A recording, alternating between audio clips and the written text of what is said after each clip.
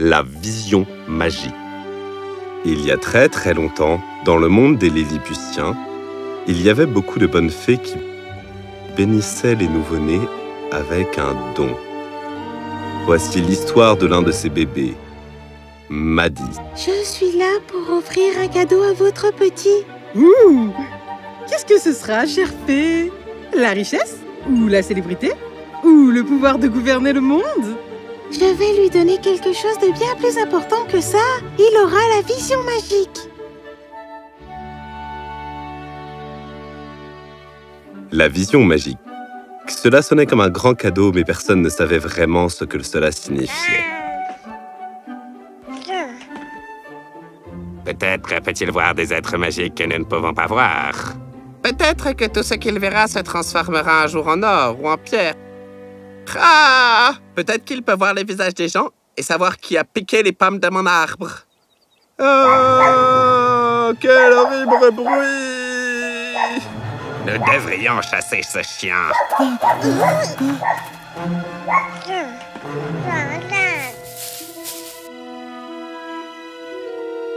Attends, regarde. Regarde, Maddie. Pendant que tout le monde voyait un chien faisant d'horribles sons, Maddie, avec sa vision magique, voyait une petite créature effrayée. Et il ne ressentait qu'amour et inquiétude pour elle. Est-ce que Maddie a deviné que le chien a été blessé? Il peut parler aux animaux, tu penses? C'est son don magique? En fait, personne ne pouvait vraiment comprendre le don magique de Maddie. Et au fil du temps, les gens se demandaient si la fée n'avait pas fait une erreur. Mais parfois, ils voyaient quelque chose d'extraordinaire chez Maddie. Quelle chaleur! Ouf! Qu'est-ce que tu... Pourquoi souris-tu? Qu'est-ce que tu fais?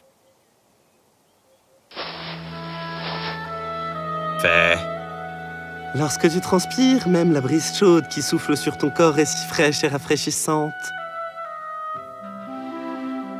Oh! Assis sous un arbre et dégustant des baies sucrées et juteuses. Dormir sous les étoiles et les compter comme on s'assoupit. Quand, père, s'inquiète-t-on de la chaleur? Je ne sais pas quel est son nom magique, mais pour sûr, il sait comment être heureux. Plusieurs années passèrent. Je suis en retard pour aller au champ. Où est mon petit déjeuner? Il est prêt? Mon nouveau modèle. Joli. J'adore tes paniers. En général, les gens les aiment. Ils sont robustes. Et pourtant, le tissage est si gracieux. Chaque centimètre est parfaitement symétrique avec ses si belles touches de couleurs. Mais tu ne refais jamais le même modèle, ni même la même forme que tu as déjà fait. Je n'aurais jamais imaginé qu'un panier puisse ressembler à ça. C'est de la pure créativité et tout en délicatesse. Vraiment, Maddie? Personne ne m'avait jamais complimenté comme ça. Tu as vraiment l'œil en ce qui concerne la beauté? Tout le village venait pour le festival annuel du printemps. Georgia était magnifiquement habillée avec une nouvelle tenue qu'elle avait cousue elle-même. Georgia, tu as l'air magnifique. Merci. Vraiment, j'adore ta tenue. Salut Georgia, tu l'as cousue toi-même? Oui. Comment arrives-tu à imaginer de si beaux vêtements? La couleur et la variété des modèles leur donnent un tel coup de frais, de dynamisme et de nouveauté. Maddie, personne dans le village n'apprécie les choses aussi bien que toi. Parfois, je pense que c'est ça, ton don magique. Être capable de voir les détails et la beauté des détails.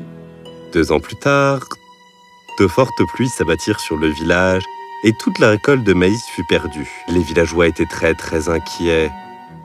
Sans maïs à vendre cette année, comment allons-nous gagner de quoi vivre? Sans maïs à vendre cette année, comment allons-nous acheter ce dont nous avons besoin pour l'hiver?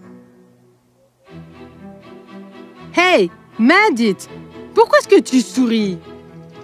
Je suis en train de penser aux merveilleux et beaux moments que nous allons passer. Tu es fou? Tu parles ainsi uniquement parce que tu n'as jamais connu les affres de la faim, et laisse-moi te dire, il n'y a rien de merveilleux ou de beau là-dedans. Va-t'en, Maddie! Laisse-nous dans notre misère. Nous n'avons pas de maïs à vendre. Et alors? Nous avons bien plus que cela. Nous ne cultivons que du maïs, Maddie. Il n'y a rien d'autre. Nous ne cultivons que du maïs, Mais notre village pourrait bien plus que cela. Beth, les paniers que tu fais. Trevor, les figurines que tu sculptes. Georgia, les tenues que tu couds. Hans, les peintures que tu fais. Rebecca, tes poteries. Nous pouvons tous nous réunir et se répartir en équipe pour les aider à faire encore plus. Nous pourrions avoir des chariots remplis de choses à vendre cette année à la fête. Ce serait amusant. Tout notre village réuni, comme une superbe équipe. Les paroles de Maddie électrifièrent les villageois déprimés avec un nouveau et rafraîchissant enthousiasme. Et ils se mirent tous au travail. Certains hommes s'en allèrent couper du jonc pour les paniers de Beth. D'autres du bois pour les structures de Trevor. Des femmes apportaient tout ce qu'elles possédaient pour la couture de Georgia, et tous firent tout ce qu'ils pouvaient pour aider. Certains firent même ressortir leurs propres talents. Evan aimait fabriquer des jouets, Ruth cuisinait des gâteaux et les décorait de façon paradisiaque. Tous dans le village étaient plus que prêts pour la fête du printemps. Les gens s'émerveillaient de toutes ces marchandises et l'argent tintabulait dans leurs poches. Les villageois n'avaient jamais vu autant d'argent de toute leur vie. Vraiment, aucun d'entre nous n'avait eu autant d'argent auparavant. Merci à notre chère Maddie. C'est peut-être son don magique. Savoir gagner de l'argent. Eh bien, avec toutes ces belles choses que les villageois pouvaient produire et vendre avec leur maïs, ils firent rapidement de leur village le plus riche du pays. Les gens apprirent à s'apprécier et ainsi devinrent non seulement riches, mais aussi très, très heureux. Le roi entendit même parler d'eux et de Maddie. Ainsi, il invita Maddie à rejoindre son conseil de ministres. Là aussi, les idées de Maddie firent du royaume l'un des royaumes les plus prospères du continent. Maddie gagna la confiance de tous les ministres et du roi lui-même. Est-il vrai, Maddie, que toujours personne ne sait quel don t'a offert la fée? Eh bien... Salut, Votre Altesse. Monsieur, le général Brut est là pour vous voir et il dit que c'est urgent. C'est quoi, général? Votre Altesse, nos espions nous ont dit que les Murats planifiaient encore une autre attaque contre nous. Et cette fois, ils ont de nouvelles arbres que nous ne pourrons peut-être pas contrer. Nous avons une plus grosse armée. Obtenez-nous des informations sur leurs armes et préparez nos forces pour la guerre. Ils me fatiguent. Cette fois, nous devons prendre le contrôle de tout le royaume.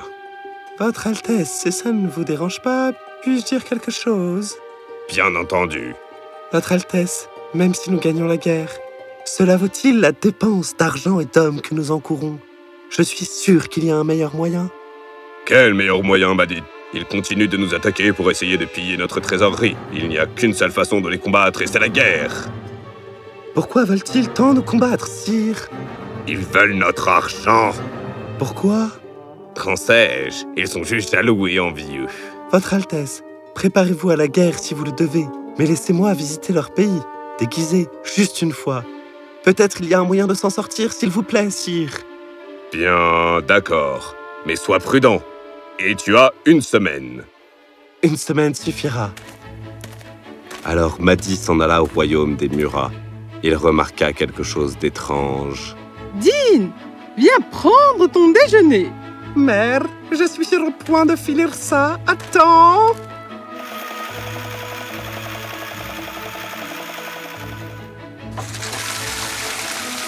Fils, c'est ainsi que l'on fait fonctionner, tu vois.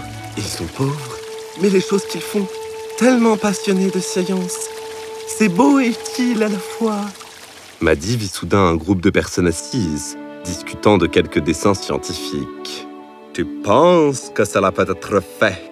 Seulement s'ils construisent ces hélices en acier. Mais cela coûtera énormément d'argent. Mais nous serions le seul pays au monde à avoir des chars volants. Ça en vaut la peine. Mais pour de l'argent, nous devons faire la guerre. J'aimerais qu'il y ait un moyen de travailler sur nos projets sans avoir à se soucier de l'argent. Maddie sourit car il venait de trouver une solution. Il se précipita vers son royaume et dès qu'il y arriva, il parla au roi.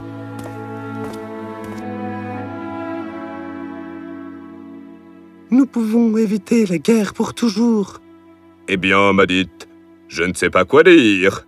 Bien, j'irai moi-même.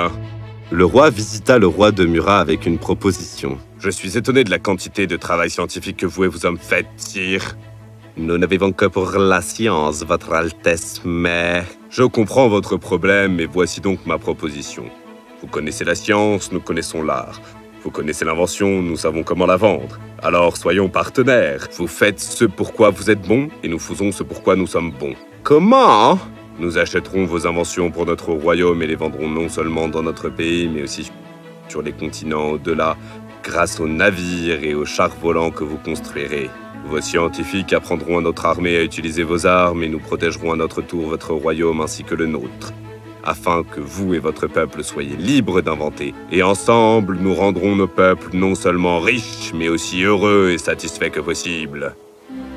Les deux royaumes prospérèrent et devinrent heureux. Madith, tu as vraiment des idées merveilleuses. C'était peut-être cela, le cadeau de la fée. Non, ce n'est pas ça, Madith. Je sais tout sur toi. La fée a dit qu'elle te donnait la vision magique, n'est-ce pas? Oui, votre Altesse. C'est pourquoi, quand tout le monde était agacé par un chien, tu as vu une belle créature qui avait besoin d'aide. Tu as vu les bénédictions des arbres ombragés et des cieux étoilés.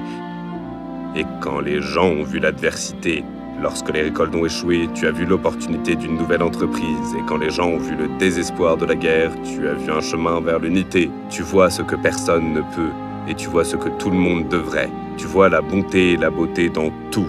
C'est ton cadeau, ta vision magique. La vision de Madit était magique, non pas parce que c'était une fée qui lui avait donné, mais parce qu'il ne laissait jamais les problèmes l'enliser et qu'il voulait toujours faire ce qui était le mieux pour tout le monde. Vous aussi, vous avez cette vision magique.